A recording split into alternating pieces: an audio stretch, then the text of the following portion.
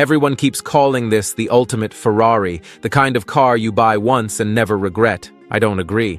And that became clear way sooner than I expected, because when you strip away the hype, the headlines, and the flex factor, the 2026 Ferrari F80 asks a much more uncomfortable question. Would you actually enjoy owning this, or just owning the idea of it? That matters, because this isn't a poster car anymore. This is real money, real ownership, real compromises. And most people thinking about this car don't want to hear that part. Here's the first surprise. The F80 doesn't feel dramatic all the time, and that sounds like a compliment, until it isn't. In normal driving, crawling through traffic, easing over rough pavement, dealing with speed bumps, the car feels tightly wound. Not aggressive, not exciting, just alert.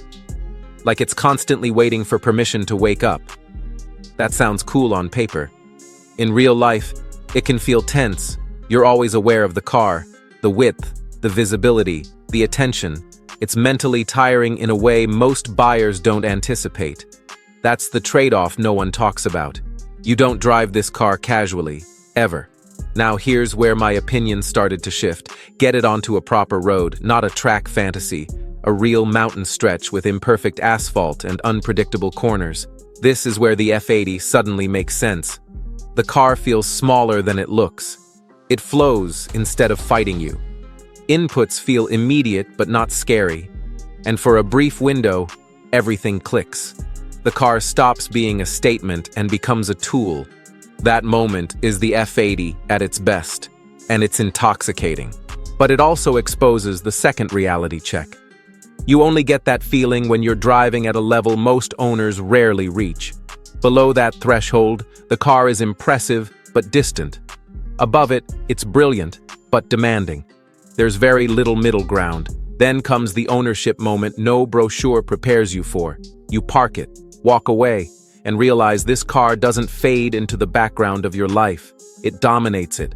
Planning routes, choosing parking, explaining it, protecting it. You don't just own the F80, you manage it. And that's where a lot of people quietly fall out of love. So is the 2026 Ferrari F80 a smart decision? Here's the honest answer. It is an incredible machine, but it is not a flexible one. Buy this car if you crave intensity, if driving is the point. And if you're okay with a car that demands commitment every single time you turn the key. This is for the owner who wants an event, not convenience. Avoid it if you want effortless enjoyment, regular use, or something that adapts to your life instead of reshaping it. There are other cars that will make you happier more often. The F80 isn't about being the best Ferrari ever. It's about being the most focused. And that leads to one real question I want you to answer in the comments.